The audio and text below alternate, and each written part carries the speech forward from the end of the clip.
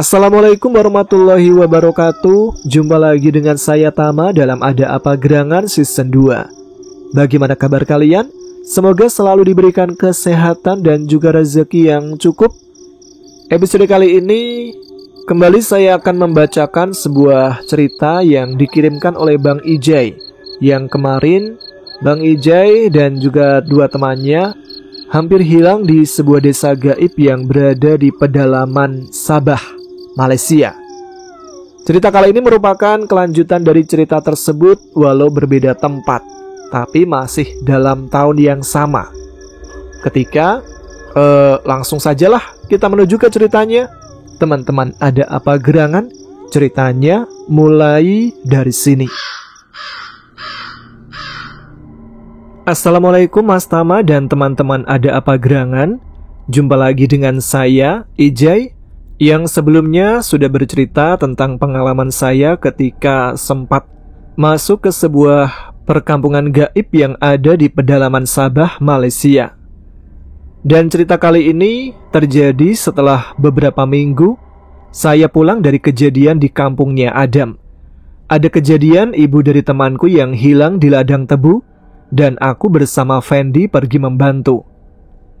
Malam itu aku duduk di ruang tamu.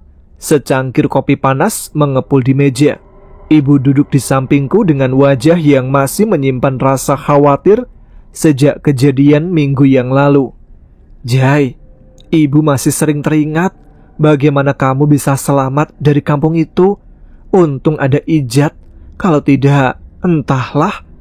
Aku menghela nafas panjang menatap gelas kopi. Iya bu, aku pun masih merinding kalau ingat. Rasanya seperti mimpi buruk, tapi terlalu nyata. Ibu menepuk bahuku lembut. Hati-hati Jai, jangan mudah ikut orang ke tempat yang tidak jelas. Alam gaib itu ada, sekali kita masuk, belum tentu bisa pulang. Aku hanya mengangguk. Dan tiba-tiba ponselku berdering kencang. Nama Fendi muncul di layar. Aku pun segera mengangkatnya. Halo Fen, ada apa malam-malam begini? Di seberang terdengar suara panik dari Fendi. Jai, kau tahu Ibu Arif? Dia hilang di ladang tebu belakang rumahnya. Sekarang warga semua lagi heboh mencari. Aku mau ke sana. Aku sontak berdiri hampir menumpahkan kopiku. Apa? Hilang? Iya, Arif panik setengah mati. Kau bisa ikut ndak? Kita pergi sama-sama. Aku melirik ke arah ibu. Dia sudah menatapku dengan wajah cemas, seolah tahu isi percakapanku. Oke Fen, tunggu aku di simpang dekat surau ya. Kita ke rumah Arif bareng. Cepat ya Jai, aku tunggu. Aku langsung mengambil jaket, tapi ibu menahan tanganku. Jai, jangan pergi sendirian. Ingat apa yang sudah terjadi di kampungnya Adam. Aku menelan ludah. Bu, aku gak bisa diam saja. Ibu Arif itu orang baik. Aku harus bantu. Ibu menarik nafas berat lalu mengangguk pasrah. Kalau begitu hati-hati Jai. Kalau terasa ada yang aneh, segera hubungi Ijat. Aku mengangguk cepat lalu keluar rumah. Malam semakin dingin. Aku melaju dengan motorku. Jalan kampung gelap hanya diterangi cahaya bulan. Sesampainya di simpang surau, aku lihat Fendi sudah menunggu dengan motornya. Syukurlah kau cepat Jai. Wajahmu pucat betul, sama kayak aku. Ya iyalah Fen, kita baru saja lepas dari satu musibah. Sekarang ibunya Arif pula hilang.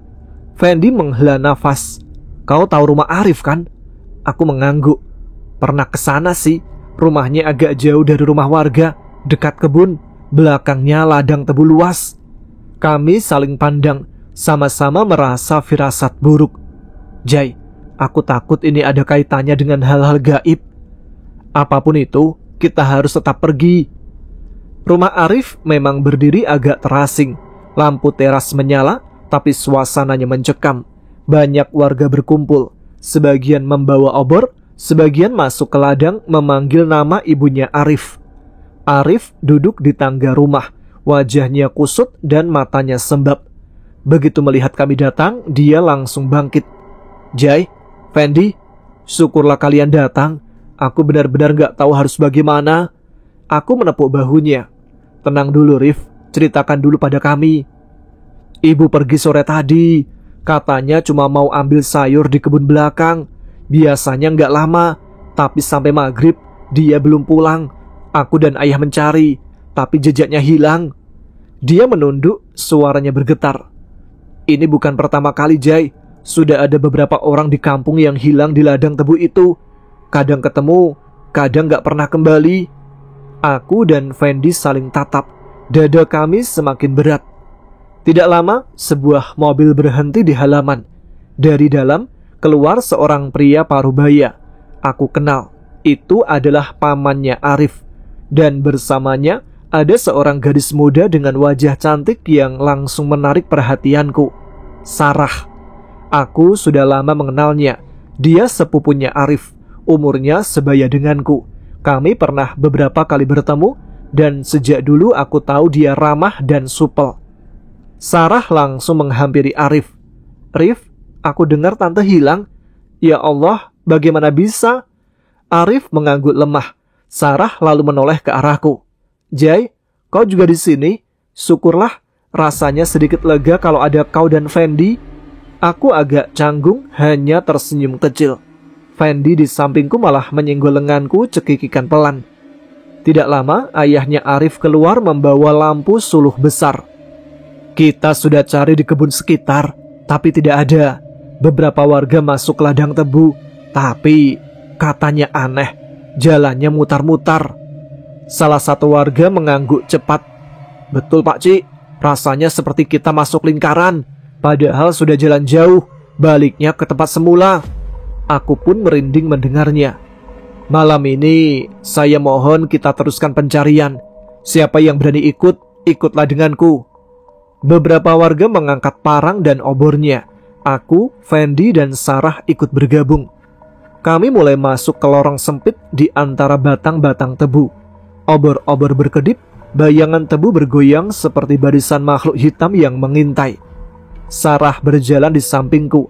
Dia memeluk dirinya sendiri, jelas terlihat gelisah. Jai, kau yakin ini aman?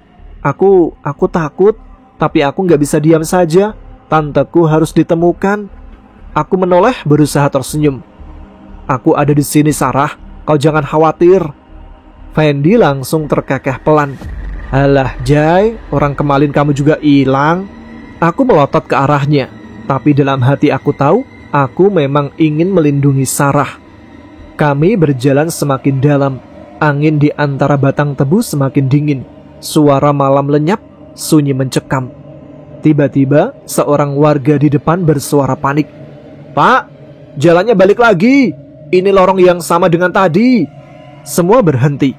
Aku menoleh ke sekeliling dan benar, jalan ini terasa persis sama. Padahal aku yakin kami sudah berjalan cukup jauh. Sarah menggenggam lenganku erat. Jai, ada apa ini?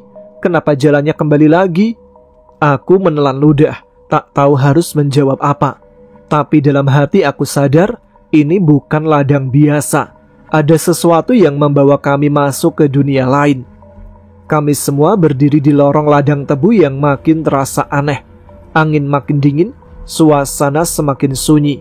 Sarah berpegangan erat di lenganku, wajahnya pucat. Tiba-tiba suara lantang terdengar dari Paman Arif. Cukup, kita nggak bisa melanjutkan malam ini. Kalian semua lihat sendiri kan, jalan ini seperti berputar-putar. Ada yang menghalangi kita. Ayah Arif mendengus berat, tapi akhirnya mengangguk. Benar, aku pun merasa ada sesuatu yang menutup jalan. Seorang warga terlihat protes. Tapi bagaimana dengan ibunya Arif, Pak Ci? Kalau kita tinggalkan? Kita tidak tinggalkan. Kita akan ikhtiar dengan cara lain. Kalau terus memaksa masuk, bukan hanya ibunya Arif yang hilang. Kita semua bisa tak kembali. Semua terdiam. Aku dan Fendi saling pandang. Dalam hati aku sadar kata-kata itu benar. Rombongan pun berbalik. Obor-obor padam perlahan diganti lampu rumah Arif yang menjadi pusat berkumpul. Warga mulai ramai di serambi rumah kayu itu. Sementara suara cemas terdengar di mana-mana. Sarah membantu menyiapkan tikar bersama beberapa perempuan. Aku ikut duduk di dekat Arif dan Fendi. Arif tampak gelisah. Jai, Fen, Apa benar ibuku bisa selamat? Aku takut ini akan sama seperti cerita-cerita lama di kampung ini. Aku menepuk bahunya. Tenang dulu, Rif. Kita belum tahu apa yang terjadi. Yang penting kita jangan putus doa. Sekitar setengah jam kemudian, seorang lelaki berusia sekitar 40-an datang. Wajahnya teduh berjanggut tipis, memakai kopiah putih. Semua warga langsung memberi salam hormat. Alhamdulillah, Ustadz Syafiq datang. Ustadz Syafiq duduk di tengah serambi memandang semua orang. Suaranya lembut tapi tegas. Saya sudah dengar cerita dari beberapa warga. Kalau benar ada yang menghalangi, berarti ini bukan perkara biasa. Malam ini kita hentikan pencarian dulu. Mari kita kumpulkan kekuatan dengan doa. Semua mengangguk. Kita buat sholat hajat berjamaah di rumah ini. Setelah itu, kita baca Yasin bersama. Mohon semua warga ikut serta. Untuk para ibu, tolong bantu siapkan air minum, supaya kita bisa doakan juga. Beberapa perempuan langsung bergerak ke dapur, memasak air dan menyiapkan gelas. Suasana rumah yang tadi mencekam, perlahan berubah menjadi khusyuk. Kami semua berdiri. Ustadz Syafiq menjadi imam, sementara warga berbaris rapat. Sholat hajat berlangsung khusyuk. Suara doa memecah kesunyian malam. Setelah itu, bacaan Yasin menggema. Suara-suara warga bergema serentak, membuat bulu kuduku merinding. Entah kenapa, terasa ada sesuatu yang bergetar di udara, seakan alam di sekitar kami ikut mendengar. Sarah duduk di sebelahku, matanya berkaca-kaca. Semoga tante cepat kembali, bisiknya pelan. Aku hanya bisa mengangguk. Setelah doa selesai, sebagian warga duduk berkelompok di serambi. Obrolan pun mulai terdengar. Ada yang masih gelisah, ada yang berusaha menenangkan diri.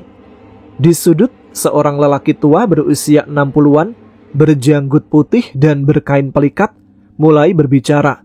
Namanya Om Karman, salah satu orang tua yang disegani di kampung.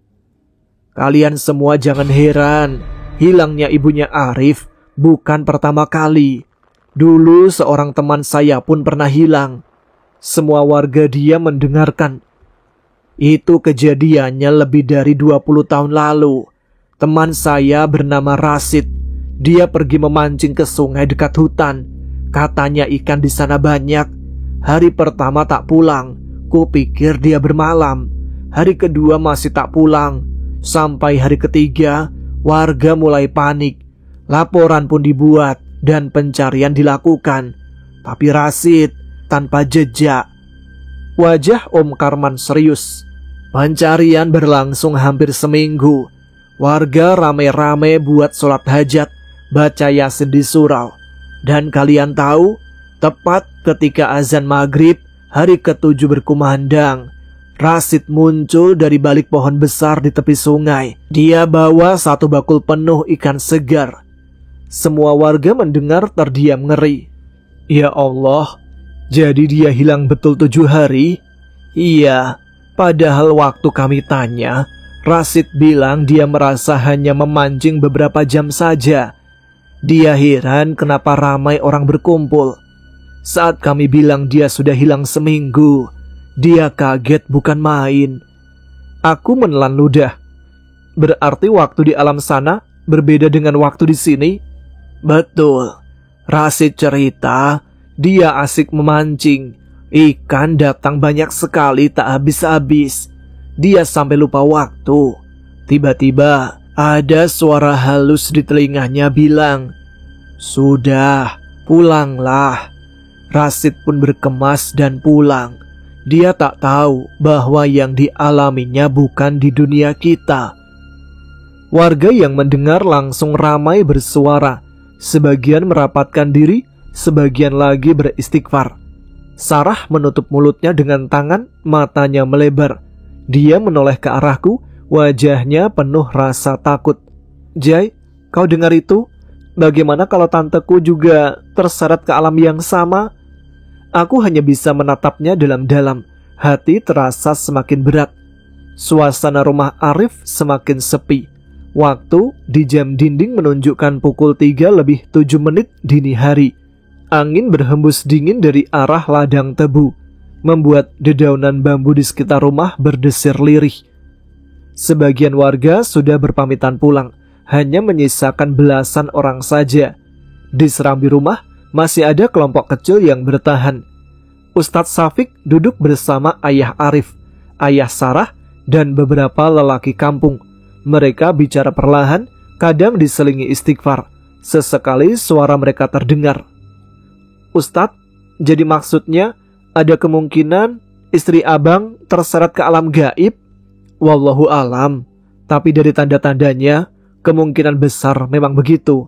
Kadang orang hilang bukan karena tersesat biasa, tapi karena ada sesuatu yang mengundang atau menariknya. Aku, Arif, Fendi, dan Sarah duduk agak jauh di sudut serambi. Kami duduk melingkar sambil berbicara pelan. Lampu minyak di tengah membuat bayangan wajah kami samar. Arif menggenggam tangannya kuat-kuat. Aku takut, Jai, Fen, Sarah, kalau ibu nggak kembali, apa benar beliau bisa terseret ke tempat yang sama seperti cerita Om Karman tadi? Fendi mencoba menenangkan. Tenang, Rif, kita semua di sini sama-sama berdoa. Lagi pula ada Ustadz Syafiq. Kalau betul ada hal gaib, beliau lebih tahu caranya. Sarah menunduk, rambut panjangnya sedikit jatuh menutupi wajah. Suaranya pelan tapi jelas. Aku masih gak percaya. Semua ini rasanya mimpi. Tante hilang begitu saja, padahal cuma mau cari sayur di kebun. Aku menghela nafas panjang. Kejadian begini memang sudah dipercaya kalau kita belum lihat sendiri. Tapi aku pernah. Aku berhenti sejenak. Hampir saja aku ceritakan pengalamanku di kampungnya Adam. Tapi cepat-cepat ku tahan. Kau mau bilang apa, Jai? Aku tersenyum kaku. Enggak, cuma maksudku hal-hal aneh itu emang ada. Kita nggak bisa menutup mata. Sarah memandangku lama, seakan tahu aku menyembunyikan sesuatu. Tiba-tiba Sarah terdiam, matanya membesar. Ia memegang lenganku erat-erat. Jai, kau lihat itu? Apa? Sarah menunjuk ke arah ladang tebu di belakang rumah. Di antara gelap, samar-samar, tampak sosok seorang kakek tua berjalan perlahan menuju arah hutan. Jalannya tertatih, tapi anehnya, tubuhnya seolah melayang ringan di atas tanah. Aku memicingkan mata. Fendi dan Arif ikut menoleh. Siapa itu? Orang kampung. Mana ada orang tua keluar jam segini, Fen? Lagi pula jalannya ke arah hutan, bukan ke kampung, ucap Arif. Sarah masih menatap sosok itu dengan wajah pucat. Aku gak kenal siapa dia. Bajunya aneh sekali, seperti kain putih panjang lusuh. Rambutnya putih semua. Aku merinding. Sosok itu terus berjalan, lalu berhenti sejenak. Kepalanya perlahan menoleh ke arah kami. Mata kami semua langsung membeku. Dari jauh terlihat jelas mata si kakek bersinar merah redup. Sarah langsung menutup wajahnya ke dadaku. Jai, jangan lihat. Aku refleks menarik Sarah lebih dekat, sementara Fendi dan Arif sama-sama mundur. Suara gaduh kecil membuat Ustadz Syafiq dan para orang tua terkejut. Mereka segera menoleh. Ada apa di sana? Aku menunjuk terbata-bata. Ustadz, di sana ada orang tua. Tapi saat semua menoleh ke arah ladang, sosok itu sudah menghilang. Hanya angin malam yang berhembus.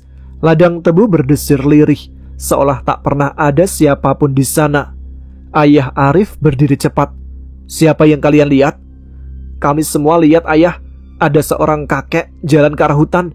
Matanya merah. Warga yang masih ada langsung ribut kecil. Ada yang istighfar, ada yang berdoa keras-keras. Om Karman lalu berbisik dengan wajah serius. Itu tanda. Kalau betul, berarti ada yang sedang menunggu kita di dalam hutan. Ustadz Syafiq berdiri, wajahnya tegas. Tenang semua, jangan ada yang keluar malam ini. Apapun yang kalian lihat, jangan dikejar. Kita kuatkan doa dulu. Makhluk itu hanya perantara, bukan dia yang kita cari. Semua hening, hanya suara angin dan degup jantung kami yang terdengar. Sarah masih memegang lenganku erat, tubuhnya gemetar. Jai, aku takut. Aku gak mau tante bernasib sama seperti kakek itu. Kalau dia juga terseret. Aku menatap wajahnya yang pucat. Tenang Sarah, aku janji kita akan cari cara. Setelah sosok kakek itu hilang, suasana jadi semakin mencekam. Rumah Arif terasa dingin walau pintu semua tertutup. Awalnya hanya suara desiran tebu, tapi perlahan terdengar suara lain. Pertama seperti bisikan pelan. Pulanglah. Pulanglah. Kami semua saling pandang. Fendi menggenggam lututnya erat. Kau dengar, Jai? Iya, aku dengar jelas. Kemudian suara itu berubah. Dari arah ladang terdengar tangisan lirih seorang perempuan. Tangisan itu panjang, serak seperti keluar dari tenggorokan yang kering. Arif langsung panik. Itu suara ibu. Itu pasti suara ibu. Sarah cepat menahan lengannya. Jangan Rif, jangan keluar. Arif berusaha bangkit, tapi Ustadz Syafiq mendahului. Berdiri di tengah serambi. Suaranya tegas. Itu bukan suara ibumu. Itu hanya seruan. Jangan tertipu. Tangisan itu semakin jelas, semakin dekat, seolah bergerak di antara batang-batang tebu. Sampai beberapa warga lelaki beristighfar keras-keras. Suara itu tak berhenti. Dari jam 3:30 pagi sampai menjelang azan subuh, suara itu silih berganti. Tangisan, bisikan, kadang seperti suara langkah orang berjalan di antara ladang. Sarah memeluk lututnya sambil menunduk. Ya Allah, semoga tante baik-baik saja. Aku tak berani lepas pandangan dari pintu belakang rumah. Rasanya kalau aku lengah sebentar saja, sesuatu akan muncul dari kegelapan ladang itu. Akhirnya dari surau kampung terdengar suara azan subuh. Suara muazin bergema menggetarkan hati. Saat azan itu berkumandang, suara tangisan di ladang hilang seketika. Sunyi, hanya suara ayam jantan yang mulai berkokok. Semua warga menarik nafas lega. Beberapa langsung berdiri menyiapkan diri. Alhamdulillah. Mari kita sholat subuh berjamaah. Mohon semua yang masih kuat ikut serta. Aku, Fendi, Arif, dan beberapa warga ikut sholat subuh di ruang tamu rumah. Sarah bersama ibu-ibu sholat di bilik sebelah. Selepas salam terakhir, suasana terasa sedikit ringan, tapi tetap ada kegelisahan yang tidak bisa hilang. Setelah subuh, warga mulai bubar sejenak. Sebagian pulang untuk bersiap, sebagian tetap berjaga di rumah Arif. Aku berdiri menepuk bahu Arif. Rif, aku harus pulang dulu. Nanti pasti aku kembali lagi. Arif menatapku lelah. Terima kasih Jai. Fen, tanpa kalian aku pasti sudah gila. Sarah menghampiriku. Wajahnya masih pucat, tapi sudah lebih tenang. Jai, hati-hati di jalan ya. Jangan lama-lama. Aku takut kalau kau gak kembali. Aku janji balik lagi, kataku tersenyum tipis. Saat aku dan Fendi berjalan keluar rumah, Fendi sempat berbisik sambil melirik ke arah Sarah. Jai, aku lihat Sarah itu kayak ada hati sama kau tahu. Aku menoleh kaget. Apaan sih kau, Fen? Ini bukan waktunya bahas itu. Serius aku bilang. Dari tadi dia gak lepas pandang sama kau. Aku menggeleng, tetapi dalam hati memang ada perasaan hangat yang sulit ketepis. Sampai di rumah, ibuku langsung menyambut dengan wajah cemas. Ijai, kau dari semalam di rumah Arif kan? Apa betul ibunya hilang? Aku duduk menarik nafas panjang. Iya bu, hilang sejak semalam. Kami cari, tapi seperti ada yang menghalangi. Banyak hal aneh terjadi di sana. Saudaraku yang lain ikut berkumpul, wajah mereka serius. Hal aneh gimana, Jai? Tanya salah satunya. Aku akhirnya menceritakan semuanya. Tentang suara tangisan, tentang sosok kakek bermata merah, tentang ladang tebu. Semua mendengar dengan wajah ngeri. Ibu hanya bisa geleng kepala. Ya Allah, semoga Allah melindungi mereka semua. Kau jangan nekat, Jai. Kalau kau pergi lagi, hati-hati. Iya bu, tapi aku gak bisa tinggal diam. Arif, sahabatku, aku harus kembali ke sana. Sejak semalam aku mencoba menelpon Ijat, teman pesantrenku yang punya kelebihan. Tapi telepon tak diangkat. WA hanya centang satu. Aku hanya bisa berdoa semoga dia segera membaca pesanku. Sekitar jam 9 pagi, aku dan Fendi kembali ke kampung Arif. Kali ini suasana jauh lebih ramai. Di depan rumah Arif sudah dipenuhi orang. Ada mobil polisi, beberapa anggota damkar, dan warga yang membawa parang serta peralatan pencarian. Luasnya ladang tebu di belakang rumah jadi pusat perhatian. Polisi memasang garis kuning di beberapa titik, sementara damkar bersiap dengan peralatan komunikasi. Seorang polisi memberi arahan keras. Kita akan sisir ladang tebu dulu. Semua ikut jalur yang sudah ditentukan. Jangan ada yang jalan sendiri. Kalau ada yang menemukan tanda-tanda, segera lapor. Arif berdiri di serambi bersama ayahnya. Wajahnya pucat, tapi matanya penuh harapan. Sarah ada di sampingnya, menunduk sambil menggenggam tasbih. Aku dan Fendi segera naik ke serambi. Arif langsung menyambutku. Jai, Fen, syukurlah kalian kembali. Aku menepuk bahunya. Tentu Rif, kami kan janji gak akan meninggalkan kau. Sarah menoleh pelan, senyum tipis terukir di wajahnya. Senyum itu hanya sebentar, tapi cukup membuat dadaku hangat di tengah suasana mencekam itu. Matahari sudah naik, tapi suasana di rumah Arif tetap berat. Warga, polisi, dan damkar berkumpul di halaman. Sebagian membawa parang, sebagian lagi membawa alat komunikasi. Seorang polisi senior memberi arahan dengan suara tegas. Mari, kita mulai dari ladang tebu di belakang rumah. Ingat, jangan sampai terpisah. Warga saling pandang.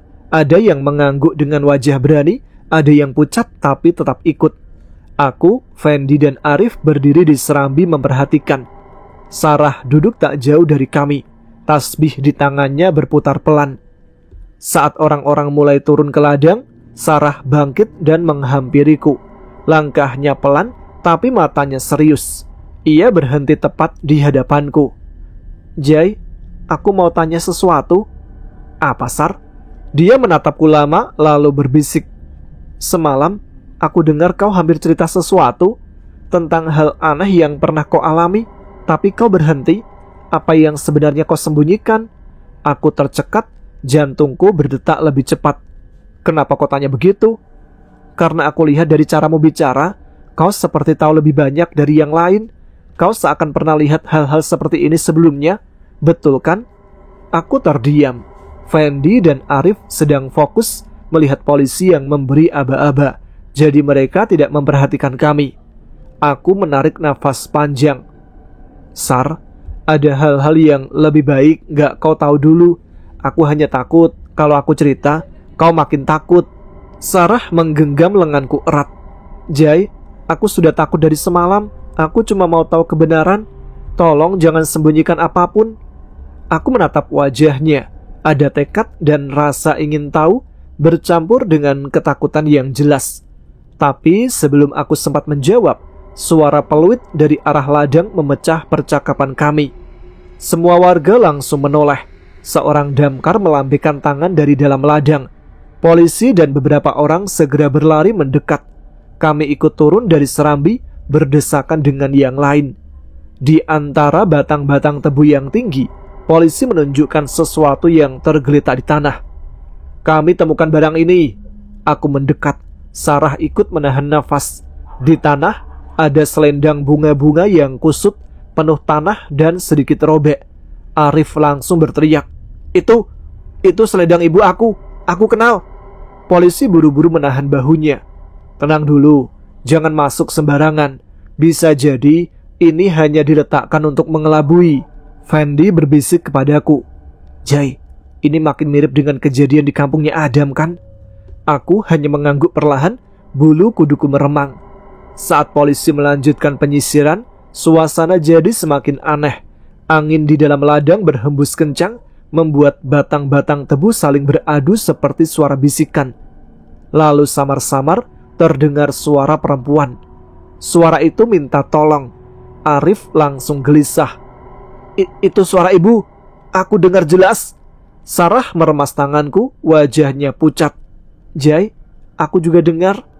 Polisi senior mengangkat tangan. Semua tenang.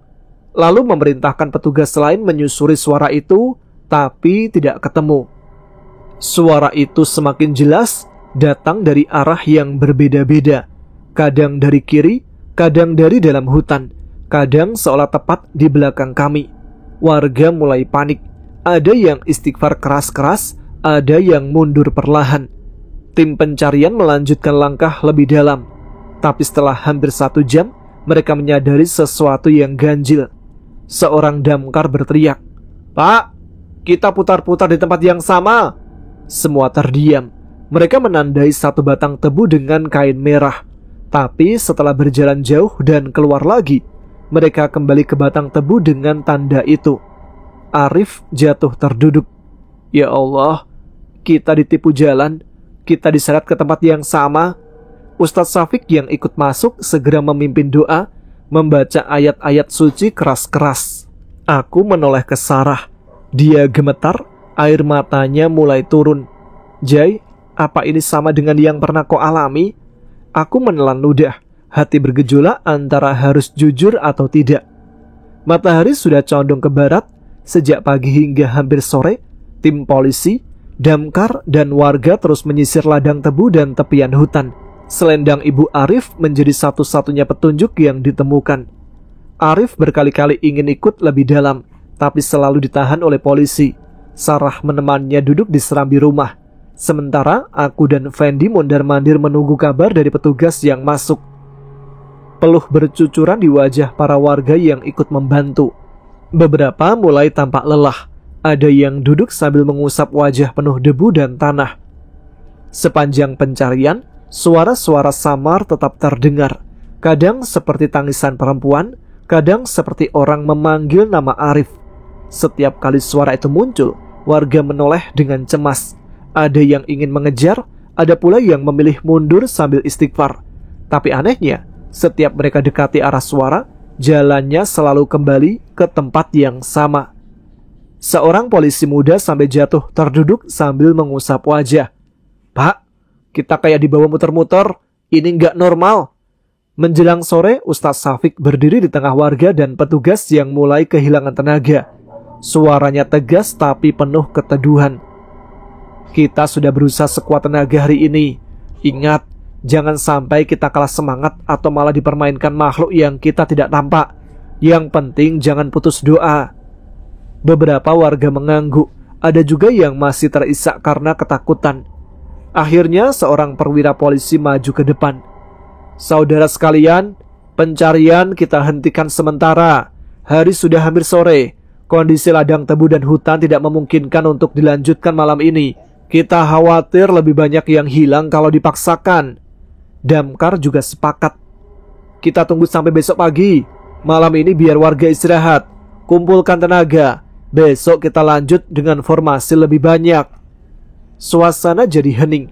Warga saling pandang. Ada rasa kecewa karena hasil nihil, tapi juga lega karena bisa pulang sebentar. Arif langsung berdiri, wajahnya penuh emosi. "Kenapa berhenti? Ibu aku masih di luar sana. Gimana kalau dia butuh pertolongan sekarang juga?" Polisi menepuk bahunya. "Kami mengerti perasaanmu, tapi ini bukan soal berani atau tidak. Kalau kita paksa sekarang, resikonya terlalu besar.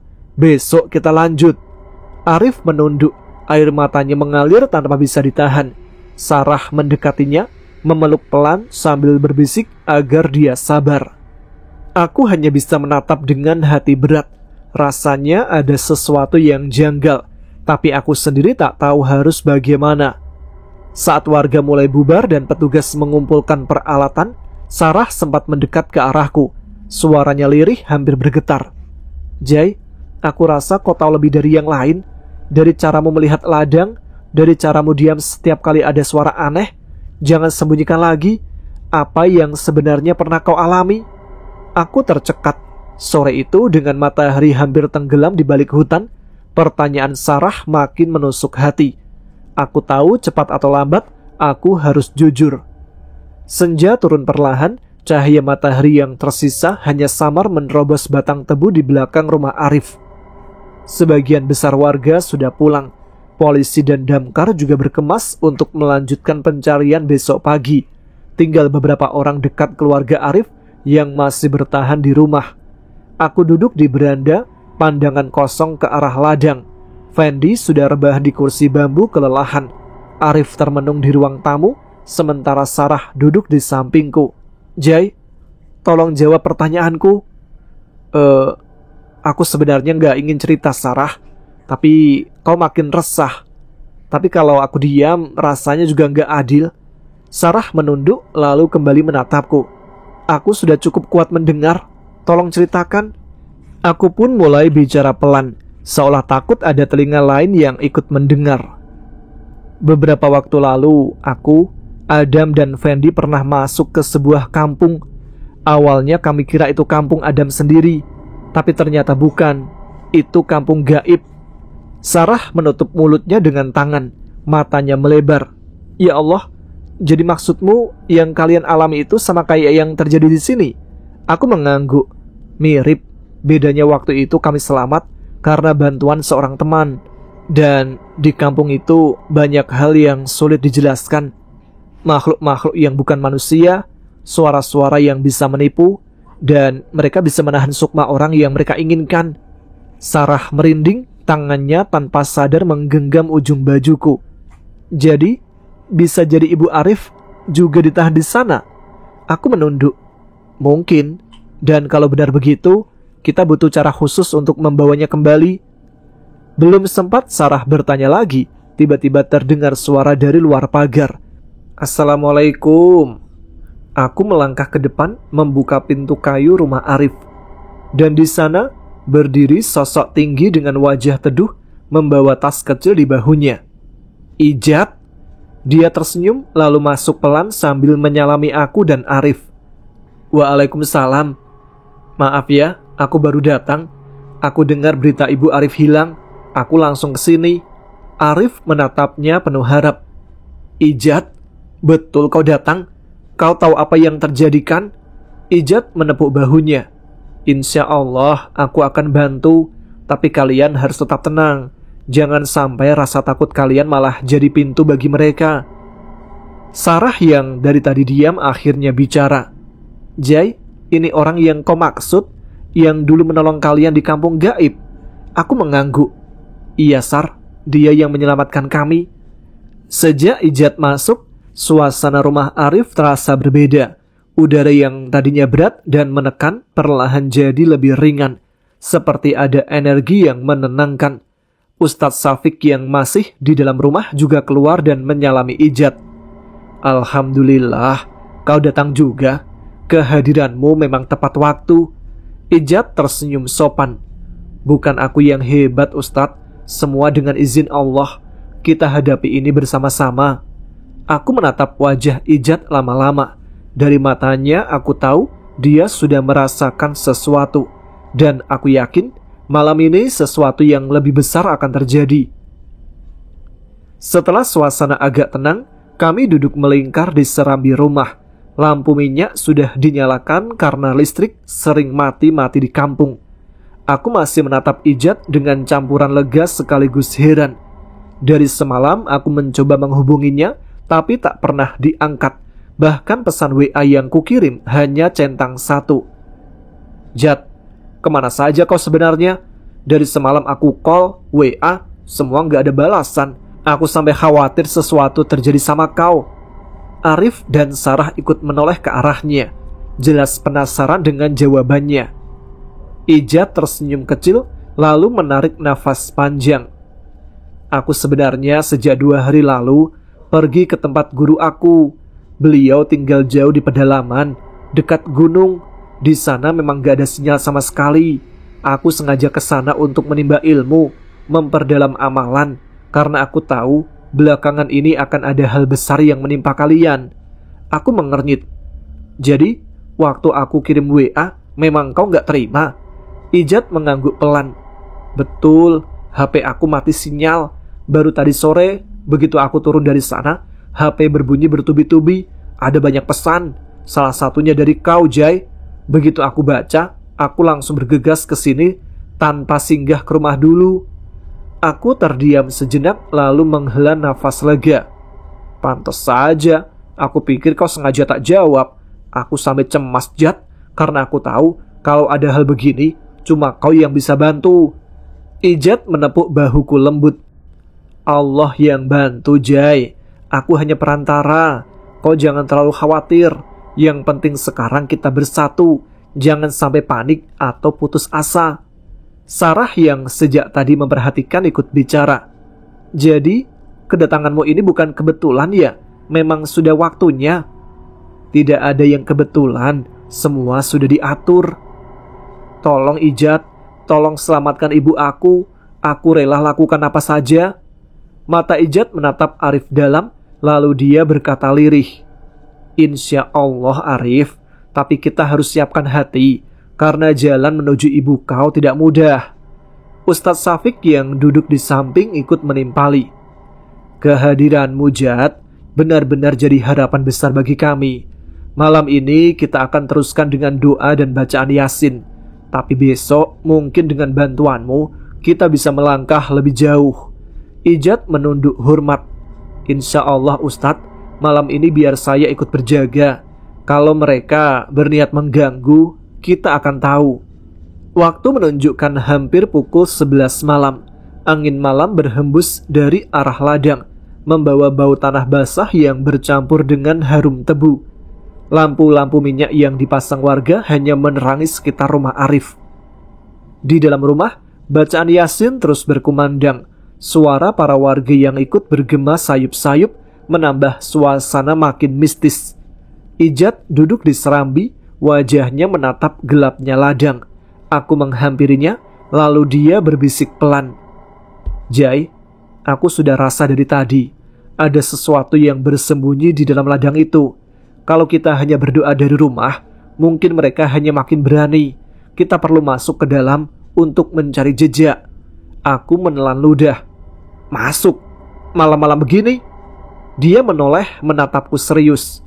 Iya, tapi hanya kita berdua. Arif dan Fendi jangan ikut. Mereka belum cukup siap. Kau ikut aku, Jai? Jantungku berdegup kencang, tapi aku mengangguk. Iya, aku ikut. Sebelum berangkat, Ijat memanggil Arif, Sarah, dan Fendi ke serambi. Aku dan Ijai mau pergi dulu. Kalian tetap di rumah ya. Baca Yasin bersama Ustadz Syafiq. Doa kalian jadi benteng kami di luar. Arif terlihat kecewa. Tapi aku gak tega duduk diam, Ijat. Kalau kau ikut malah bisa jadi umpan untuk mereka. Ibu kau lebih butuh doa daripada keberanianmu yang terburu-buru. Fendi mengangguk pelan. Aku paham, kami akan patuh. Aku menatap Sarah sebentar. Dia terlihat cemas, tangannya meremas kain di pangkuannya. Aku sempat mendekat dan bicara lirih. Doakan aku Sarah, aku janji akan hati-hati. Sarah menunduk lalu berbisik pelan. Jai, jangan lama-lama ya, aku punya firasat buruk. Aku tersenyum tipis lalu melangkah mundur. Aku dan Ijat berjalan menuju batas ladang tebu. Langkah kami hanya ditemani lampu minyak kecil yang dibawa Ijat. Begitu memasuki deretan tebu yang tinggi menjulang, suara bacaan Yasin dari rumah semakin redup, tergantikan oleh desiran angin yang membuat batang tebu saling bergesekan. Suara itu seperti bisikan orang, membuat bulu kuduku meremang. Aku menoleh pada Ijat. Jat, ini ladang biasa kan? Bukan lorong ke tempat lain? Ijat tak langsung menjawab. Dia hanya melafalkan doa-doa kecil, lalu berbisik. Kalau kau lihat jalan terasa makin panjang, jangan heran. Jangan lepaskan aku, Jai. Aku mengangguk meski jantungku makin cepat. Tiba-tiba terdengar suara lirih dari arah dalam ladang, seperti suara perempuan memanggil. Aku terkejut menoleh pada Ijat. Itu suara ibuku. Ijat menatap tajam ke arah kegelapan. Itu bukan ibumu. Jangan percaya. Itu mereka yang meniru suara. Dadaku sesak. Kalau aku sendirian, mungkin aku sudah berlari ke arah suara itu. Ijat berhenti sejenak, lalu menancapkan tongkat kayu kecil yang dibawanya ke tanah. Dia berdoa sebentar, kemudian menoleh kepadaku. Jai, dari sini kita akan lihat lebih banyak hal. Jangan takut, ingat, mereka cuma menipu. Aku menelan ludah, lalu mengangguk mantap. Kami sudah cukup jauh masuk ke dalam ladang tebu. batang-batang tebu yang menjulang tinggi seperti membentuk dinding hijau gelap di kiri kanan. Langkah kami makin pelan, udara makin dingin, dan sesekali terdengar seperti bisikan di antara gesekan daun. Ijat tiba-tiba berhenti. Dia menancapkan tongkat kayu yang dibawanya, lalu menutup mata sambil membaca doa dengan suara pelan. Aku berdiri di sampingnya, mencoba ikut mengaminkan meski bibirku gemetar. Dan tiba-tiba, seolah ada angin besar lewat, semua daun tebu berdesir kencang. Sekejap mata, kegelapan malam berubah terang, seperti suasana sore hari. Aku sampai menyipitkan mata karena silau cahaya oranye yang tiba-tiba muncul. Di depan sana, hanya beberapa meter dari kami, terlihat sosok seorang perempuan. Dia membungkuk, memetik sesuatu di tanah sambil memasukkan ke dalam bakul rotan. Dari gerakannya, jelas itu Ibu Arif. Aku terperangah. Itu ibunya Arif, Jat. Dia sedang memetik sayur. Jantungku berdebar keras, setengah ingin segera lari menghampiri, tapi tangan Ijat cepat menahan bahuku. Tunggu, jangan langsung percaya. Dunia gaib sering menampilkan ilusi seperti ini. Tapi wajahnya jelas banget, Jat. Aku kenal betul, itu Ibu Arif. Ijat menghela nafas, matanya tak lepas dari sosok perempuan itu. Kalau memang benar dia, maka kita akan tahu. Tapi kalau bukan, maka siap-siap saja, Jai. Aku dan Ijat mulai melangkah perlahan ke arah sosok Ibu Arif. Semakin dekat, suara-suara aneh mulai terdengar, seperti lolongan binatang bercampur suara orang tertawa lirih. Aku menelan ludah merapat ke sisi Ijat. Kenapa setiap kali ikut kau, suasananya selalu kayak film horor, Jat? Aku gak pernah dapat pengalaman jalan-jalan ke mall sama kau. Ijat sempat melirik tersenyum tipis. Kalau kau mau yang begitu, jangan ikut aku masuk ladang tengah malam. Aku mendengus. Nanti kalau selamat, aku traktir kau makan bakso. Deal? Dia terkekeh pelan. Deal. Tapi kalau aku yang selamat dan kau hilang, aku tetap makan baksonya, tapi sendiri. Aku langsung manyun. Kurang ajar juga kau. Tiba-tiba cahaya sore yang hangat itu padam. Seperti lampu dipadamkan, suasana langsung kembali gelap gulita. Aku sampai hampir terjatuh saking kagetnya. Jat, apa yang terjadi? Dari arah depan, sosok Ibu Arif menghilang, berganti dengan makhluk besar bertubuh manusia, namun berkepala kerbau. Matanya merah menyala, nafasnya membentuk uap, dan di tangannya ada tongkat besi besar. Makhluk itu menghalangi jalan kami, berdiri dengan dada membusung. Berhenti kalian, ini bukan urusan manusia.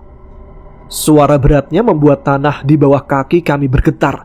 Aku spontan mundur selangkah, hampir jatuh menabrak batang tebu. Ya Allah, Jat, kita lawan cosplay Minotaur nih. Ijat sempat menoleh kepadaku, tersenyum miring meski wajahnya tetap serius. Kalau ini cosplay, pasti mahal kostumnya. Aku melotot. Kau sempat bercanda, Jat. Itu makhluk lebih tinggi dari 2 pintu rumah Arif. Ijat menepuk bahuku. Tenang, Jai. Justru karena besar, makin gampang kena. Ijat maju selangkah, mengangkat kayunya sambil terus melantunkan ayat suci. Suara bacaannya terdengar mantap, memecah kegelapan. Aku yang masih di belakangnya menggigil, tapi berusaha menenangkan diri. Sementara itu, makhluk berkepala kerbau itu mulai menghentakkan kakinya ke tanah. Ladang tebu ikut bergetar. Suara tangisan samar kembali terdengar, seolah-olah datang dari segala arah. Aku menggenggam ujung bajunya Ijat erat-erat dan berbisik lirih. Jat, kalau aku tiba-tiba pingsan, kau jangan tinggalin aku ya. Ijat menoleh sebentar, matanya berkedip geli. Kalau kau pingsan, aku taruh kau di belakang batang tebu. Kau jadi penonton VIP. Bagus sekali nasib aku. Aku mendengus kesal. Namun sebelum sempat aku membalas, makhluk itu sudah mengangkat tongkat besinya tinggi-tinggi, siap menghalangi langkah kami menuju Ibu Arif. Makhluk berkepala kerbau itu melangkah maju. Tongkat besi di tangannya diayunkan ke tanah. Suaranya menggelegar seperti guntur. Ijat berdiri tegak, membaca ayat-ayat suci dengan suara lantang. Tongkat kayunya bergetar mengeluarkan cahaya samar. Aku hampir tak bisa bernafas melihat pertarungan yang sebentar lagi pecah. Tiba-tiba, Ijat menoleh ke arahku, matanya tajam penuh keyakinan. "Jai, dengar aku baik-baik." "Apa, Jat?" Dia menyodorkan kantong kecil berwarna coklat ke tanganku. "Ini berisi pasir khusus yang sudah didoakan. Kalau ada makhluk yang menghalangi jalanmu, taburkan ini ke tanah atau ke arah mereka. Jangan ragu, paham?" Aku menatap kantong itu dengan tangan gemetar. "Jat, jangan aku yang pergilah. Kau saja yang lebih kuat." "Tidak ada waktu, Jai. Aku yang tahan penjaga ini. Kau harus segera ke arah Ibu Arif. Bawa dia kembali sebelum mereka menutup jalan keluar." Aku terdiam sejenak, dadaku sesak. Tapi melihat sorot mata Ijat yang begitu yakin, aku akhirnya mengangguk. "Baiklah, aku akan bawa dia pulang." Dengan sisa keberanian, aku berlari ke arah di mana sebelumnya terlihat sosok Ibu Arif. Kegelapan terasa menekan, tapi langkahku tak boleh berhenti. Di tengah kabut tipis yang tiba-tiba muncul, aku melihat Ibu Arif berdiri bingung, masih memegang bakul sayur. "Bu, ibunya Arif!" Dia menoleh kaget, matanya melebar. "Ijai, kenapa kau ada di sini? Ini kan ladangku. Aku cuma mau metik sayur." Aku mendekat cepat meraih lengannya. "Bu, ini bukan ladangmu. Nanti aku jelaskan. Sekarang ikut aku cepat. Kita harus pulang."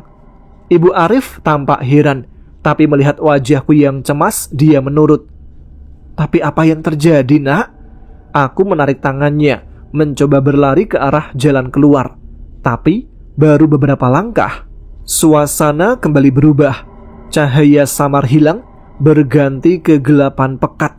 Suara gesekan tebu terdengar semakin keras, seperti ada ribuan orang berbisik di sekitar kami. Aku berhenti, jantung terasa mau copot. "Bu, tetap dekat dengan saya." Tiba-tiba, dari sela-sela tebu, muncul sosok-sosok putih meloncat. 1, 2, 5, ya ampun, puluhan. Pocong. Mereka berdiri berjejer menghalangi jalan. Wajah mereka mengerikan.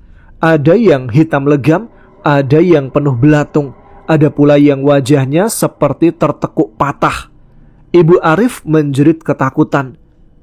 "Ya Allah, apa itu, Nak?" Aku menahan lengannya erat-erat meski kakiku gemetar. "Bu, jangan lihat mata mereka. Pegang saya kuat-kuat." Aku baru ingat kantong kecil pemberian Ijat. Tanganku merogoh cepat, mengeluarkan sedikit pasir yang terasa hangat di telapak tangan. Aku berteriak mengusir takutku sendiri. "Bismillah!" Aku taburkan pasir itu ke arah pocong-pocong yang berdiri di depan kami. Sekejap, pasir itu memercik cahaya putih kecil seperti percikan api. Pocong yang terkena langsung menjerit melengking, lalu menghilang seperti asap terbakar. Tapi jumlah mereka bukan sedikit. Setelah 3 menghilang, 5 lagi muncul dari arah lain. Aku menoleh ke Ibu Arif. "Bu, jangan lepaskan saya. Kita terobos." Kami berlari sekuat tenaga. Aku sesekali menaburkan pasir ke tanah agar jalan terbuka. Setiap pasir jatuh, deretan pocong yang menghalangi mendesis dan mundur. Namun semakin jauh, jumlah mereka semakin banyak. Ada yang melompat tepat di depan wajahku. Wajahnya bolong, hanya menyisakan gigi hitam berjejer. Aku hampir jatuh mundur, tapi buru-buru menaburkan pasir ke arahnya. Makhluk itu meleleh jadi asap hitam, lenyap di udara. Aku dan Ibu Arif terus berlari, nafas memburu, jantung seakan mau pecah. Di depan, jalan tebu masih gelap pekat. Dari kanan kiri, suara pocong melompat-lompat semakin dekat. Satu sosok pocong melompat dengan keras ke arahku. Tubuhnya berat, bau busuk menyengat langsung menempel di bajuku. Aku terpental jatuh ke tanah, tubuhku terhentak keras. Aku menjerit ketika bahuku menghantam tanah keras. Ibu Arif juga terjatuh di sampingku, ketakutan, terisak tak mampu bicara. Aku berusaha bangkit, tapi saat itu tangan kiriku tersangkut pada ujung tebu yang tajam. Kulitku robek, darah langsung mengucur panas. Rasa perihnya luar biasa. Tanganku bergetar, darah menetes ke tanah. Aku menggertakkan gigi. Sial, kalau aku menyerah sekarang, habislah kita. Aku berusaha melepaskan diri, menarik tangan dengan sisa tenaga, meski sakitnya membuat mataku hampir gelap. Pocong-pocong makin banyak. Mereka melompat-lompat mengitari kami.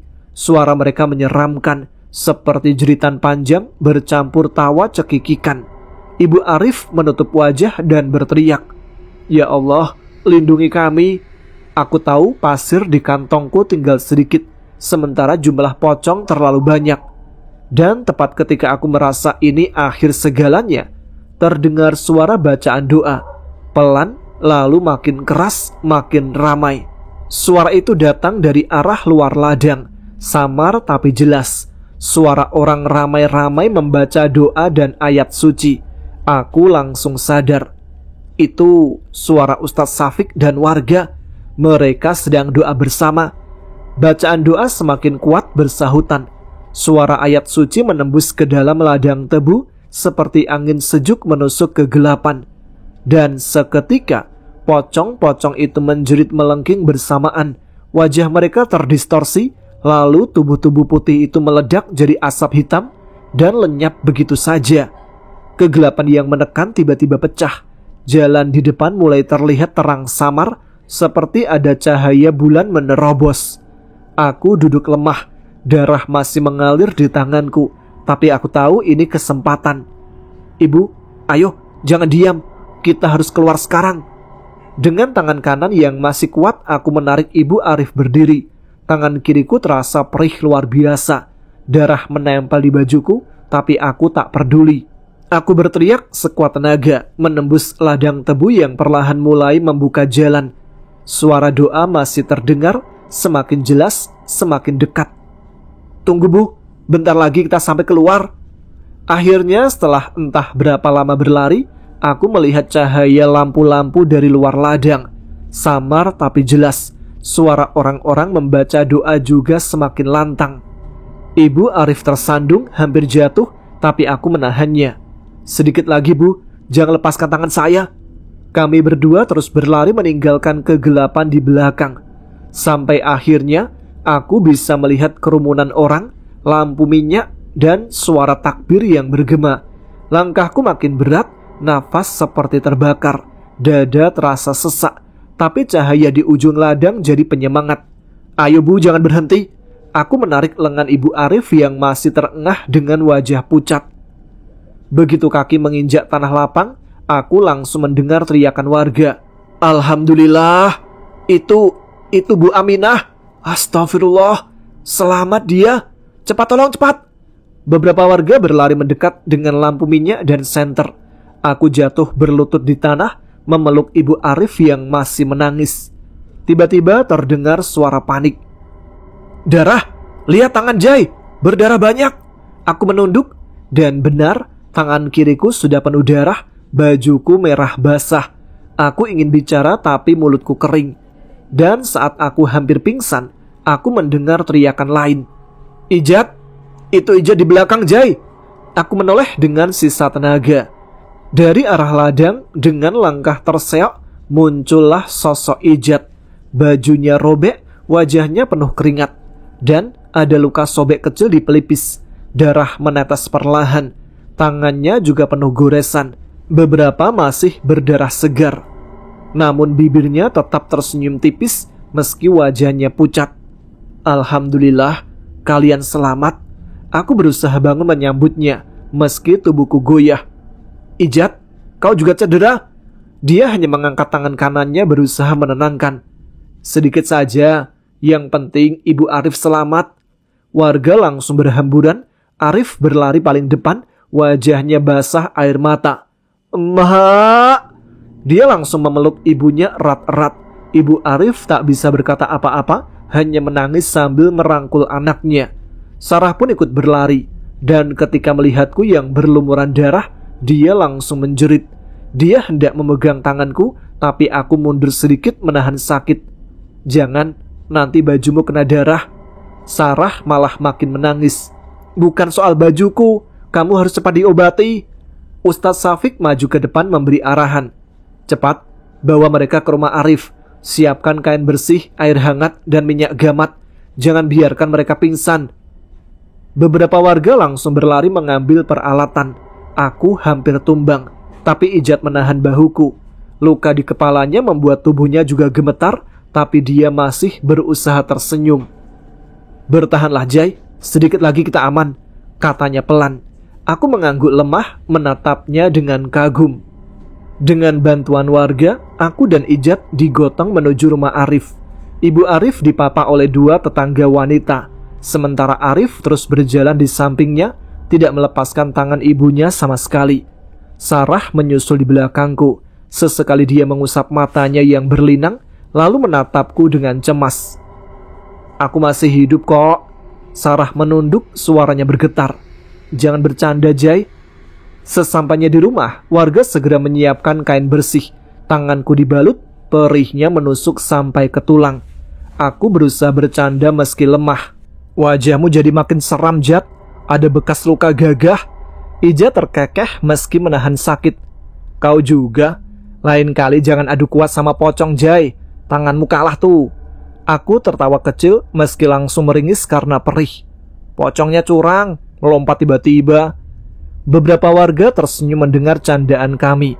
Suasana yang tadinya penuh tangisan mulai sedikit reda. Setelah lukaku dibalut seadanya, aku duduk bersandar di dinding rumah Arif. Nafasku masih berat, tubuhku gemetar, tapi setidaknya darah di tanganku mulai berhenti. Di ruang tamu banyak warga duduk lesehan. Suasana masih campur aduk, lega, heran sekaligus takut. Ustadz Safik menatapku dan Ijat bergantian, suaranya tenang tapi dalam. "Anak-anak, kalian tahu tidak? Kalian sudah 2 hari tidak keluar dari ladang." "2 hari, Ustadz? Mustahil, Ustadz. Aku masuk cuma sebentar, orang terasa seperti baru 1 jam." Arif yang duduk memeluk ibunya langsung menimpali dengan suara serak. "Benar, Jai. 2 malam ini kami semua di sini. Kami sudah anggap kalian hilang juga."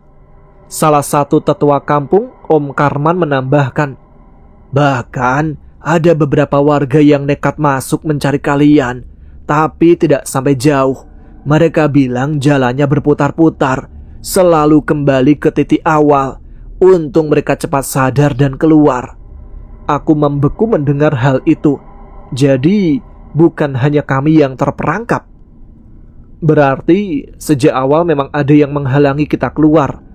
Ijat mengangguk pelan, wajahnya serius. "Benar, alam itu bukan tempat biasa.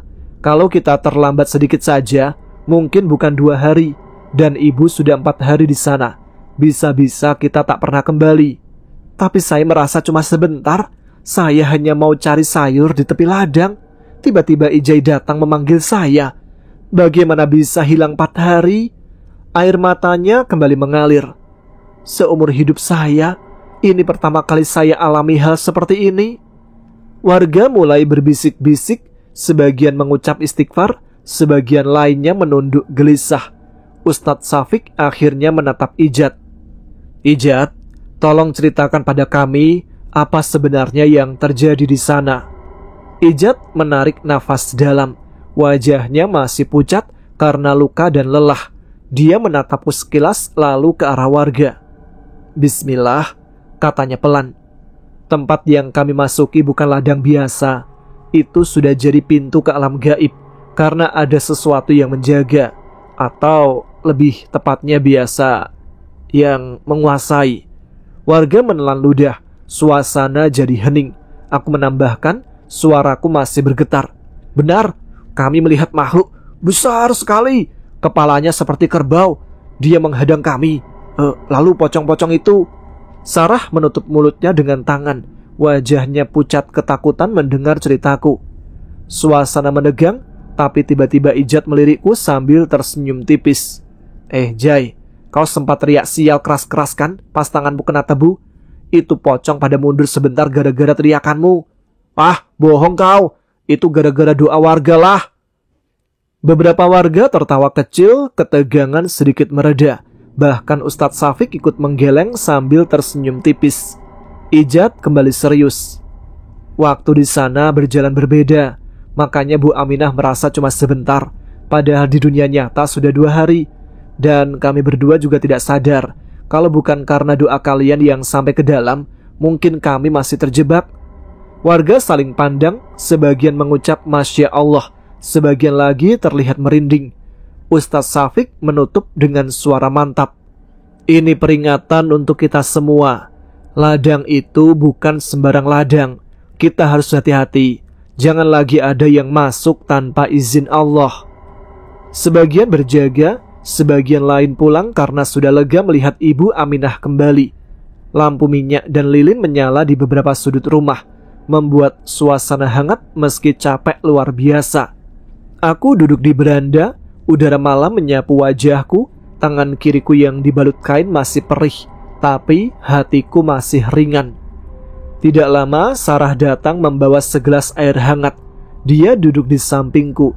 Wajahnya tampak lembut diterangi cahaya lampu. Jai, minum dulu. Kamu butuh tenaga. Aku tersenyum samar menerima gelas itu dengan tangan kanan. Terima kasih Sarah, kau perhatian sekali. Dia menunduk, pipinya memerah samar. Beberapa saat hening, hanya suara jangkrik di luar. Lalu Sarah menatapku hati-hati.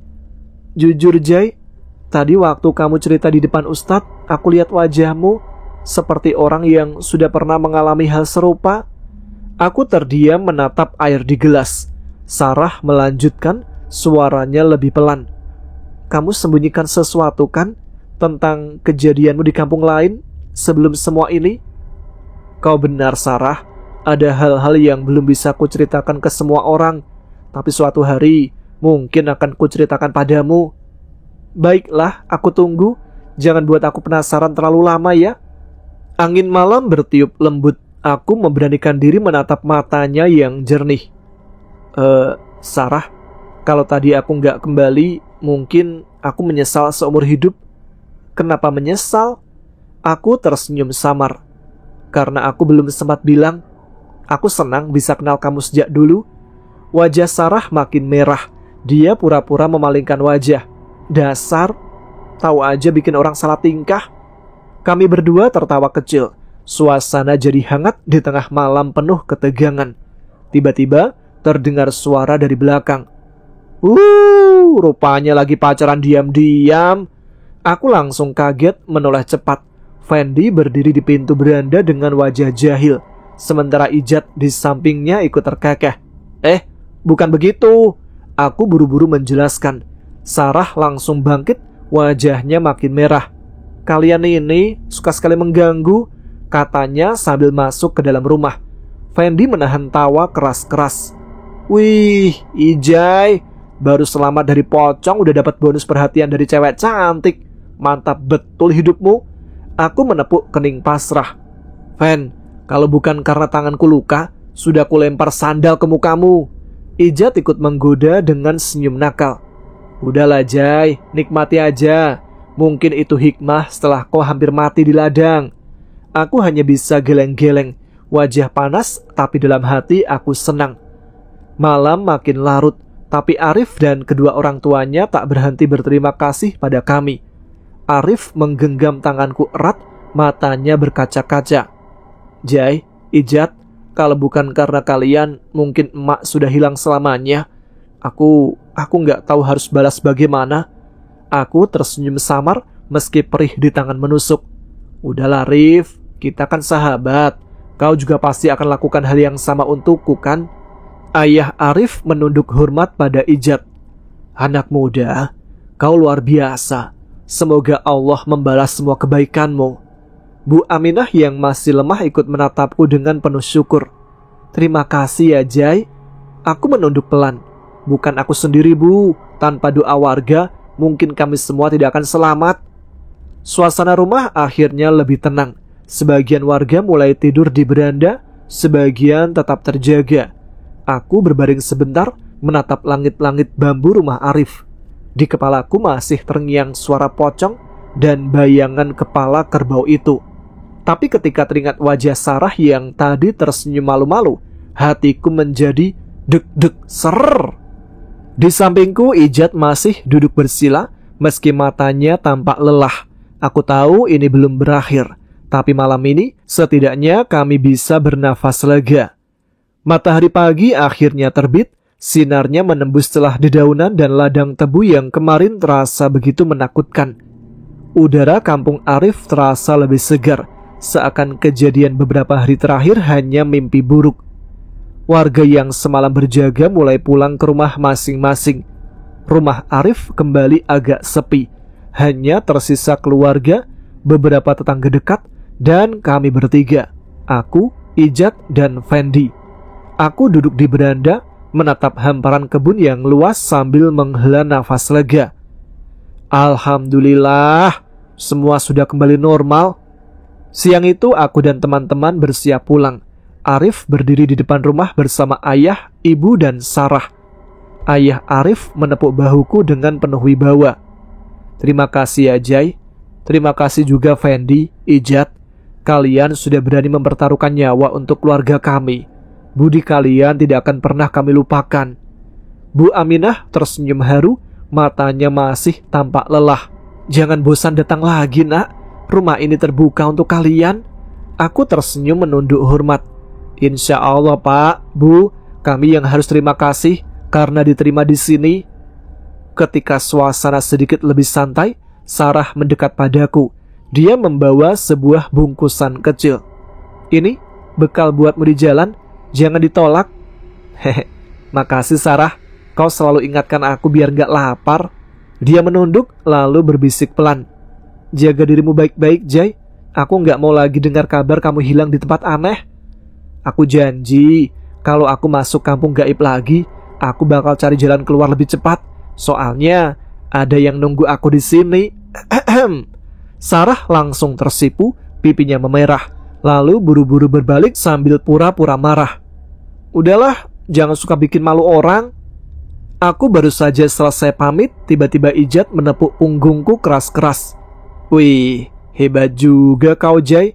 Baru keluar dari ladang tebu, langsung dapat perhatian cewek cantik. Fendi ikut menimpali dengan tawa lebar. Betul, jangan-jangan kau sengaja lama di dalam biar ada adegan dramatis pas keluar ya? Aku menoleh ke mereka dengan wajah merah.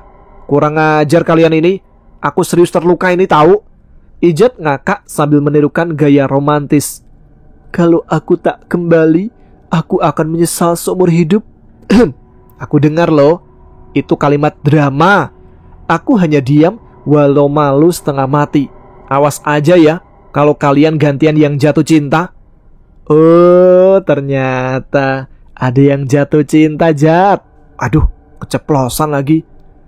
Aman Jai, rahasia terjaga. Akhirnya setelah semua salam-salaman, kami bertiga bersiap pergi. Arif melambaikan tangan sambil tersenyum lega. Makasih ya kawan-kawan, kapan-kapan datang lagi. Jangan tunggu ada masalah baru. Pasti Rif, jaga ibumu baik-baik. Sarah berdiri di samping Arif, diam-diam menatapku dengan senyum kecil yang hanya tertuju kepadaku. Aku tersenyum kembali, lalu berjalan bersama Ijat dan Fendi meninggalkan kampung itu. Di perjalanan, suasana jadi lebih santai. Burung-burung berkicau, jalan kampung terasa damai. Fendi bersiul-siul riang, sementara aku sibuk menahan malu karena masih digoda. Ijat berjalan di sampingku, lalu dengan nada bercanda berkata, Jai, kalau besok ada lagi kampung gaib, ku biarkan kau lama-lama dengan pocong. Biar keluarnya lebih dramatis. Nanti biar dapat perhatian lebih dari Sarah. Gimana? Aku langsung menendang kakinya pelan. Dasar kawan jahat. Kami bertiga tertawa lepas, meski tubuh masih lelah. Hari itu, perjalanan kami berakhir dengan senyum, rasa syukur dan ikatan persahabatan yang makin kuat. Dan cerita selesai sampai di sini. Terima kasih Mas Tama dan teman-teman Ada Apa Gerangan. Semoga lain kali ada kesempatan lagi untuk menulis pengalamanku yang lainnya. Wassalamualaikum warahmatullahi wabarakatuh. Terima kasih Bang Ijay yang sudah mau membagikan pengalamannya untuk kita dengarkan bersama-sama. Kita tunggu lagi pengalaman Bang Ijay selanjutnya ya. Semoga nggak pakai lama nih, pengalaman yang lainnya segera dibagikan. Terima kasih untuk teman-teman yang sudah menyimak episode kali ini. Semoga bisa menemani waktu sebelum tidur kalian. Dan semoga setelah ini tidur kalian makin nyenyak dan pulas. Semoga bermimpi indah. Ya sudah, sekarang saya Tama harus pamit undur diri. Kita jumpa lagi di episode selanjutnya. Oh iya, jangan lupa untuk tuliskan komen bagi yang masih melek. Tunjukkan eksistensi kalian. Tetap semangat, jaga kesehatan, selamat beristirahat. Wassalamualaikum warahmatullahi wabarakatuh.